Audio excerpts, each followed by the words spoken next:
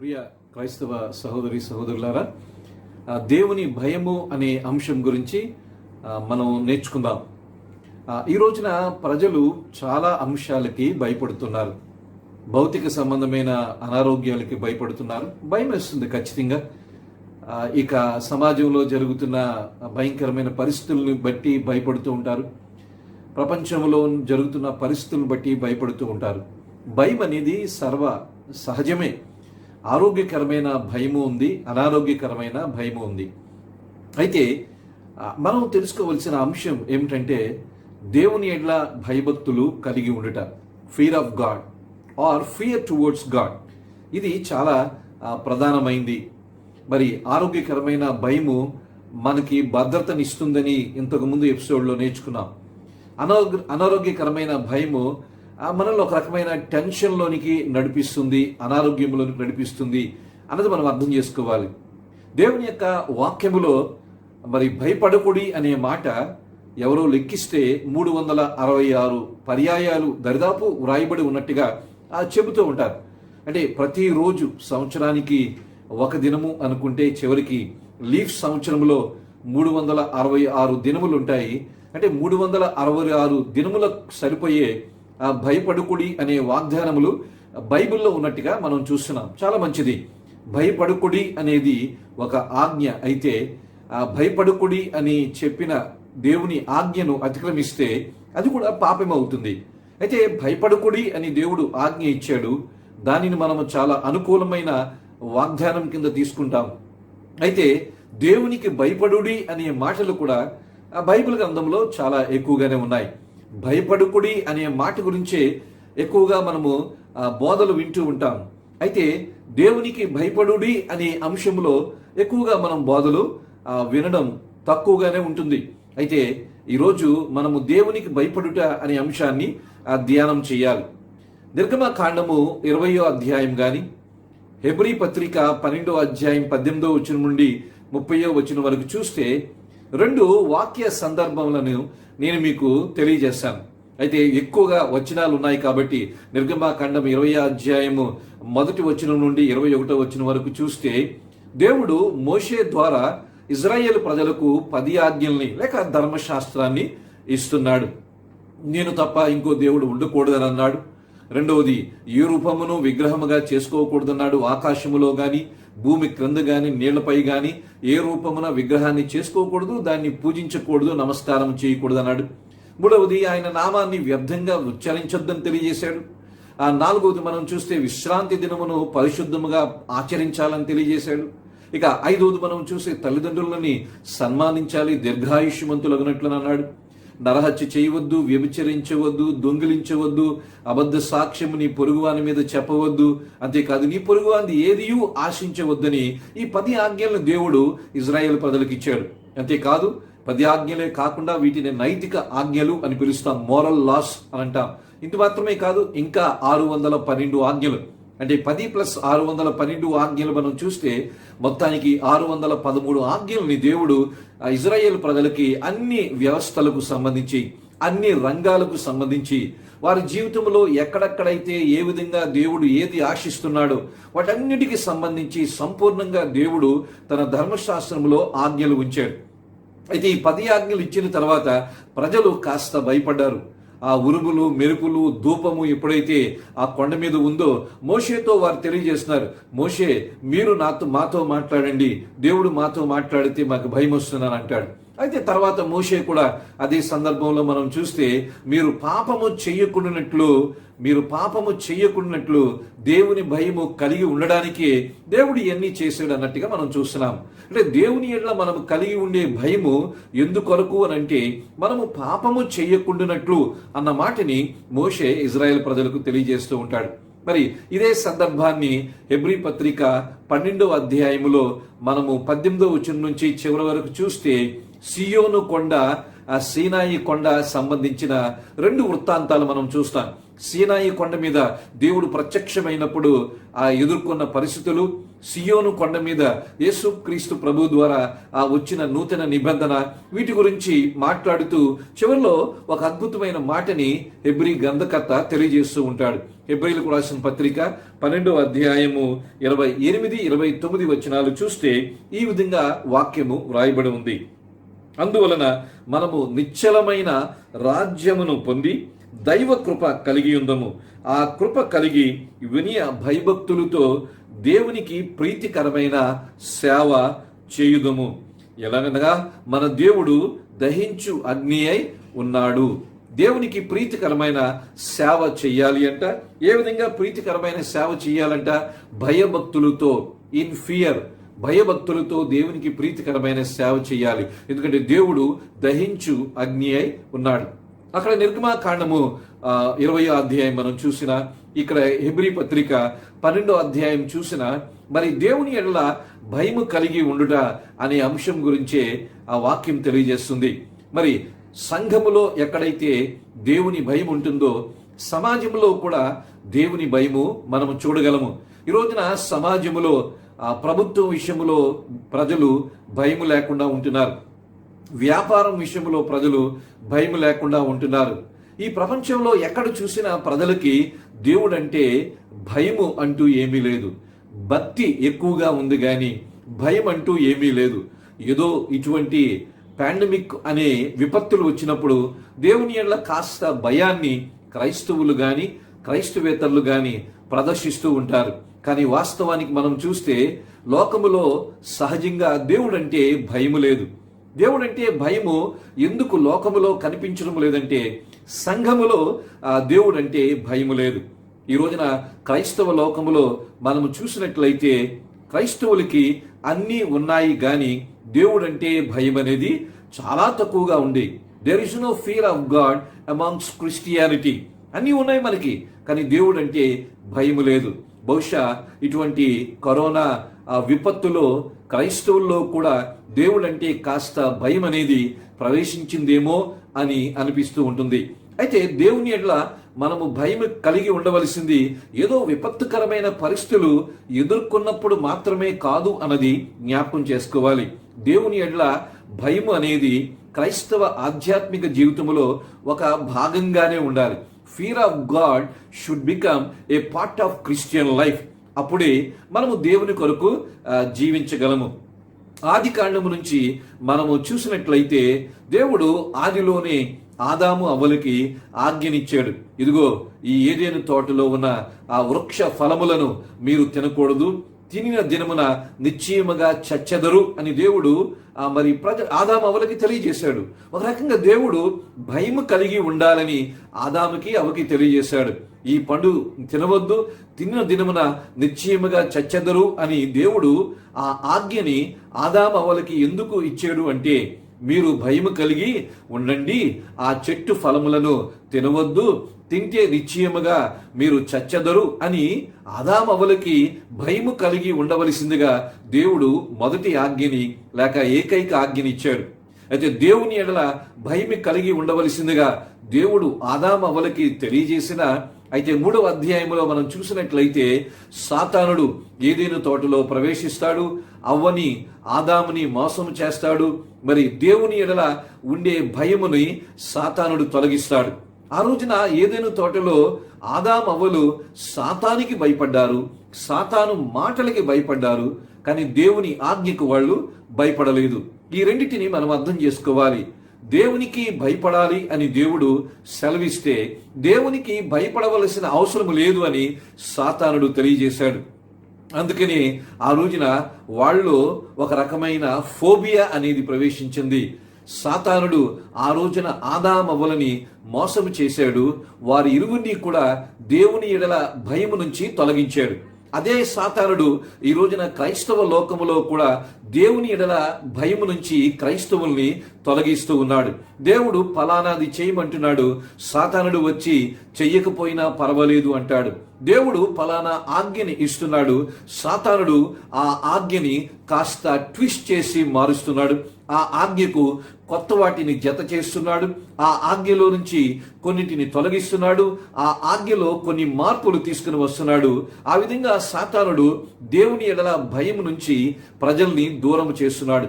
ప్రియ క్రైస్తవ సహోదరి సహోదరులారా, అర్థం చేసుకోండి, దేవుని ఎడల భయము కలిగి ఉంటే మనము దేనికి భయపడం.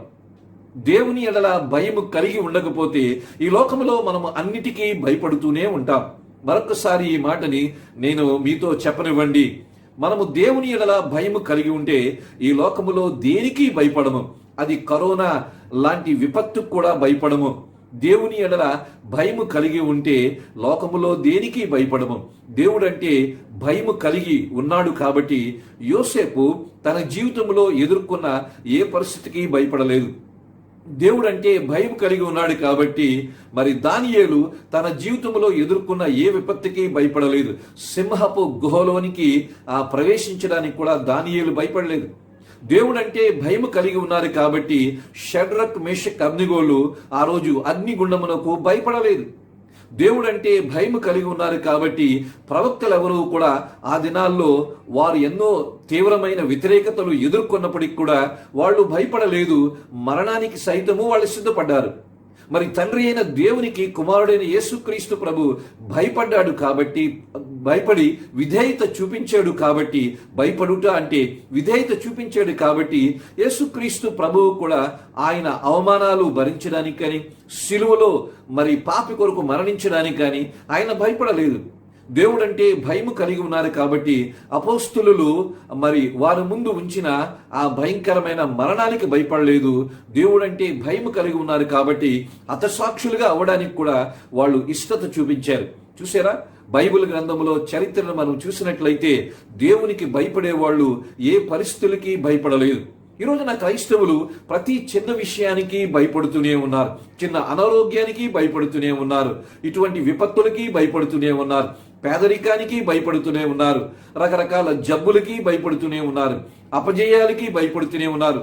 కొంతమంది అబద్ధపు బోధకులు భయపడకుడి అని తెలియజేస్తున్నారు. అయితే అంత మాత్రమే తెలియజేస్తున్నారు కానీ దేవునికి భయపడుడి అనే మాటని చాలా మంది వారి యొక్క బోధల్లో తెలియజేయడం లేదు. ఈ మాటని మరొకసారి నేను మీకు తెలియజేశాను. ఏ పరిస్థితికి భయపడకుడి, దేవుడు మీకు తోడుగా ఉన్నాడు, దేవుడు మీకు సహాయం చేస్తాడు, దేవుడు మీకు అండగా ఉంటాడు, దేవుడు మిమ్మల్ని దీవిస్తాడు అని ఇటువంటి బోధలే చాలా మంది చేస్తున్నారే గాని దేవునికి భయపడుడి అనే బోధని చాలా మంది చేయడం లేదు. నిజంగా దేవునికి మనము భయపడినట్లయితే ఈ లోకములో దేనికి భయపడము. అంటే భయపడుట అనేది పాపము కింద నేను చెప్పడం లేదు కానీ పరిస్థితులు వ్యతిరేకంగా ఎప్పుడూ ఉంటూనే ఉంటాయి. బైబిల్ గ్రంథంలో మనం చూసినట్లయితే ఏ దేవుని భక్తుని జీవితంలో కూడా పరిస్థితులు అనుకూలంగా లేవు. ప్రతి భక్తుని జీవితంలో కూడా పరిస్థితులు ప్రతికూలంగానే ఉన్నాయి. అయినప్పటికీ వాళ్ళు దేవునికి భయపడ్డారు కాబట్టి, పరిస్థితులకు భయపడలేదు కాబట్టి వాళ్ళు అటువంటి విపత్తుల్లో కూడా, ప్రతికూల పరిస్థితుల్లో కూడా దేవుని కొరకు జీవించగలిగారు. ఇది మనం నేర్చుకోవాల్సిన అవసరం ఉంది. దేవునికి భయపడితే దేనికి మనము భయపడవలసిన పని లేదు. ఆ రోజు ఏదైనా తోటలో ఆదాము అవ్వలు అపవాది మాటలు విన్నారు, అపవాదికి భయపడ్డారు.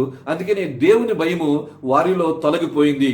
అందుకనే దేవుడు చల్లని పూట ఆదామా అని పిలిచినప్పుడు ఆదాము దాక్కున్నాడు, ఆదాము సిగ్గుపడ్డాడు, ఆదాము దేవునికి భయపడ్డాడు. చూసారా, ఎందుకు దేవునికి భయపడవలసిన అవసరత ఆదాముకి ఎందుకు వచ్చిందంటే ఆదాము దేవుని భయము నుంచి తొలగిపోయాడు, సాతానికి, సాతాను మాటకి భయపడడం ప్రారంభించాడు. ఇదే మానవ జాతి మొత్తం కూడా సంక్రమించింది. కయ్యను సంతానాన్ని, షేతు సంతానాన్ని మనం చూసినట్లయితే షేతు సంతానం ఎవరంటే దేవునికి భయపడే సంతానము. కయ్యను సంతానం ఎవరంటే దేవునికి భయపడని సంతానము. దేవునికి భయపడే తరము ఉంది, దేవునికి భయపడని తరము ఉంది. ఆ రోజున షేతు సంతానములో నుంచే వచ్చినవాడు నోవహు. ఆ సంతానంలో నుంచి వచ్చినవాడు నోవహు కాబట్టి దేవుని యొక్క ఉగ్రత నుంచి తప్పించుకోగలిగాడు. కయ్యను సంతానము తరము దేవునికి భయపడని వాళ్ళు కాబట్టి దేవుని శిక్షని వాళ్ళు అనుభవించవలసిన పరిస్థితి వచ్చింది. తర్వాత మనము నిర్గమకాండం 1వ అధ్యాయంలో చూసినట్లయితే ఆ ఐగుప్తు దేశంలో ఉన్న మిడ్ వైఫ్స్ అని అంటాము. ఆ ఐగుప్తు దేశంలో వారు మరి ఫరో యొక్క ఆజ్ఞకు వాళ్ళు భయపడలేదు. మగపిల్లలందరినీ కూడా వాళ్ళు బ్రతకనిచ్చారు. అందుచేత దేవుడు వారిని దీవించారు. దేవునికి వాళ్ళు భయపడ్డారు కాబట్టి, ఆ మిడ్ వైఫ్స్ దేవునికి భయపడ్డారు కాబట్టి దేవుడు వారిని దీవించాడు. చూసారా, if you fear to the lord, God will bless you. నిజమైన ఆశీర్వాదములు దేవుని ఎడల మనము కలిగి ఉండే భయాన్ని బట్టి మనము కలిగి ఉండగలము. దేవుని ఎడల భయము కలిగి ఉండడం అంటే వణికిపోవడం కాదు. దేవుని ఎడల భయం కలిగి ఉండడం అంటే మనం ఏదో బెంబేలు ఎత్తిపోవడం కాదు. దేవుని ఎడల భయం కలిగి ఉండడం అంటే ఏదో లోకపరంగా చేతులు కట్టుకొని రకరకాలుగా మనం ప్రదర్శించడం అనేది కాదు. దేవుని ఎడల భయం కలిగి ఉండడం అంటే ఇట్ ఈస్ ఎ రివరెన్షియల్ ఫియర్. ఇది గౌరవంతో కూడిన భయము, ఇది ప్రేమతో కూడిన భయము. ఆయన దేవుడు కాబట్టి మనము ఆయనకి భయపడుతూ ఉంటాం. ఇది మనము నేర్చుకోవాల్సిన విషయం ఎంతైనా ఉంది. అందుకని బైబిల్ గ్రంథంలో మనం చూసినట్లయితే షేతు తరం వాళ్ళందరూ కూడా దేవునికి భయపడుతూనే ఉన్నారు. కయ్యను తరం వాళ్ళు కూడా దేవునికి భయపడని వాళ్ళుగానే ఉండిపోయారు. మరి ఆ ఫరో రాజులు అందరూ కూడా దేవునికి భయపడిన వాళ్లే. ఇజ్రాయేలు ప్రజలు దేవునికి భయపడేవాళ్ళు. ఇక ఇజ్రాయేలు సంతానంలో ప్రజల్లో కూడా మనం చూసినట్లయితే ఆ పాత తరములో వాళ్ళెవ్వరూ కూడా దేవునికి భయపడలేదు.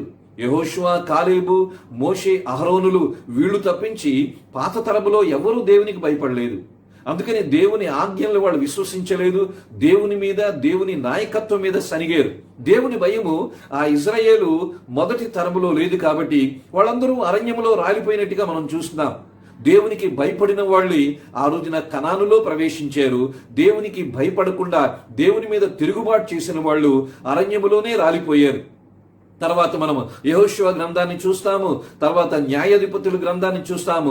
న్యాయాధిపతుల గ్రంథములో కూడా మనం చూస్తే దరిదాపు 300-400 సంవత్సరాల ఇజ్రాయేల్ చరిత్రను చూస్తాము.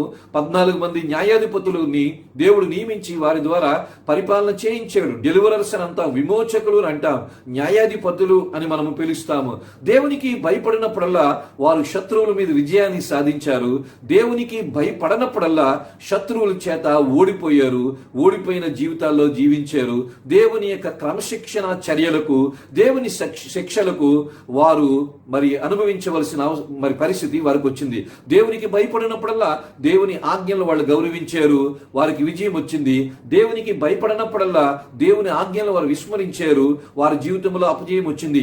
ఇదే చరిత్ర బైబిల్ గ్రంథం అంతా కూడా మనము చూస్తూ ఉంటాం. అపోస్తలుల కార్యములు 5వ అధ్యాయంలో మనం చూసినట్లయితే ఆ సంఘ స్థాపన కాలంలో అననీయ సప్పెరల గురించి కూడా మనము చూస్తాము. అననీయ సప్పెరలు మరి దేవునికి భయపడక మరి ఏ సొమ్మునైతే వాళ్ళు అపోస్తలుల పాదాల దగ్గర పెట్టడానికి తీసుకుని వచ్చారో దానిలో కొంత దాచుకుని మరి పేతురు దగ్గరికి తీసుకుని వచ్చినట్టుగా మనం చూస్తాం. అననీయ సప్పెరలో దేవుని భయము లోపించిన ద్వారా ఆ రోజున వాళ్ళు భౌతికంగా మరణించారు. దేవుడు వెంటనే వారిని ముత్తినట్టుగా మనము చూస్తాం. అందుకని ప్రియ క్రైస్తవ సహోదరి సహోదరులారా, 2 రకాలైన ఆ స్ట్రీమ్స్, 2 రకాలైన మార్గాలు ఈ క్రైస్తవత్వంలో కూడా కొనసాగుతూ ఉన్నాయి. ఏదో ఈ రోజున కాస్త తూతూ మంత్రముగా ఈ కరోనా పాండమిక్ ను బట్టి క్రైస్తవులు కొంతమంది భయపడుతూ ఉన్నట్టుగా నటిస్తూ ఉన్నారేమో, కానీ నిజమైన దేవుని భయము ఈ రోజున క్రైస్తవ లోకంలో ఎక్కడా కనిపించడం లేదు.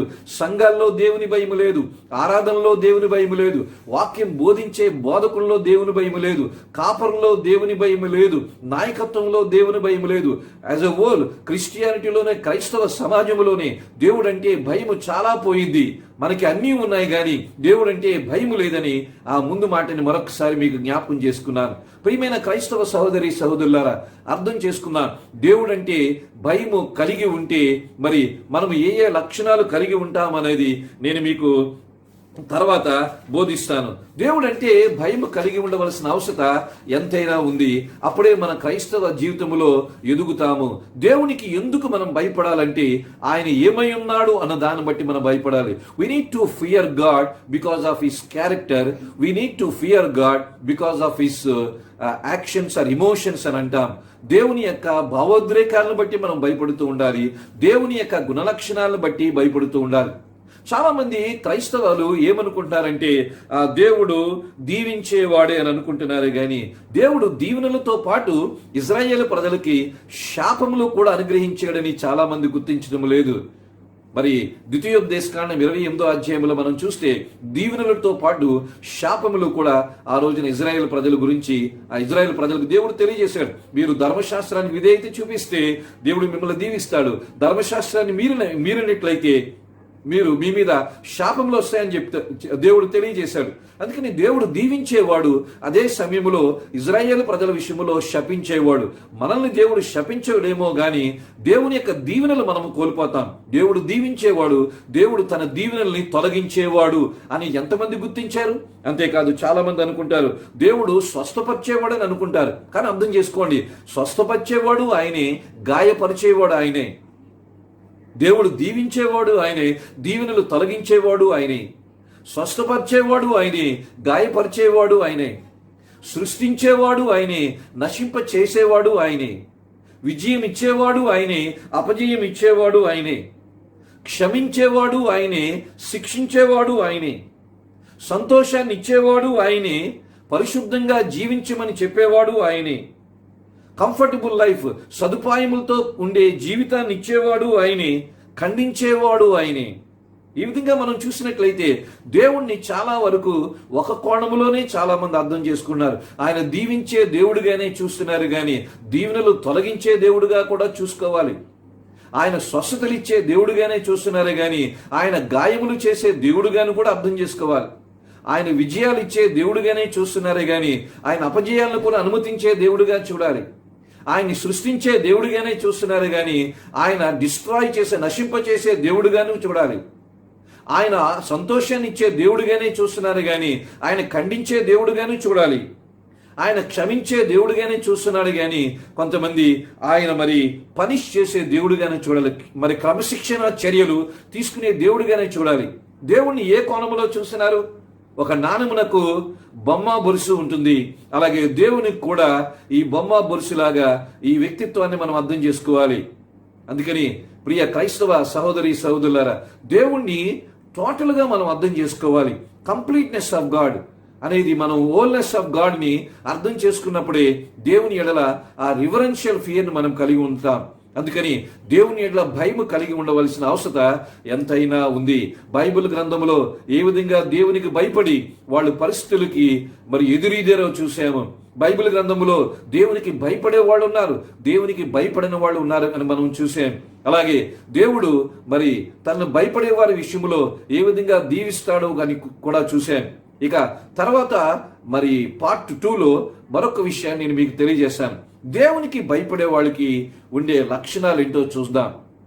What are the characteristics one possesses if they fear to the Lord? దేవునికి భయపడే వారి విషయంలో వారి జీవితంలో కలిగి ఉండే లక్షణాలు కొన్ని నేను మీకు తెలియజేస్తాను. అందుకని దేవుని ఎడల భయం కలిగి ఉండడానికి ప్రయత్నం చేయండి. నిజంగా దేవుణ్ణి ప్రేమించినట్లయితే, నిజంగా దేవుని ఎడల దేవుడిచ్చిన రక్షణని మనం పొందినట్లయితే దేవుని ఎడల గౌరవంతో కూడిన భయాన్ని మనము కలిగి ఉంటాం. ఈ విపత్తులు, ఈ పరిస్థితులు ఎప్పుడూ మనిషిని వెంటాడుతూనే ఉంటాయి. ఈ రోజు నీ కరోనా రావచ్చు, రేపు తొలగిపోవచ్చు, ఇంకొకటి రాదు అనే గ్యారంటీ ఏమీ లేదు. మానవ జీవితంలో ఈ ప్రపంచాన్ని దాడి చేసేవి భవిష్యత్తులో కూడా వచ్చే అవకాశాలు ఉన్నాయి. ఇవి కంటిన్యూస్గా ప్రాసెస్లో జరుగుతూనే ఉండేవి. అయితే మనము నేర్చుకోవాల్సిన అవసరం ఏంటంటే పరిస్థితులు అనుకూలంగా ఉన్నా ప్రతికూలంగా ఉన్నా దేవుని ఎడల భయము కలిగి ఉండాలి, భయభక్తులు కలిగి ఉండాలి. కీర్తనాకారుడు ఎన్నోసార్లు భయభక్తుల గురించి తెలియజేస్తున్నాడు, సామెతల్లో కూడా భయభక్తుల గురించి తెలియజేస్తున్నారు. అందుకని దేవుని ఎడల భయభక్తులు కలిగి ఉండే వారికి లక్షణాలు ఏంటో తర్వాత పార్ట్లో మనం నేర్చుకోబోతున్నాం. అంతవరకు వేచి ఉండండి. God bless you.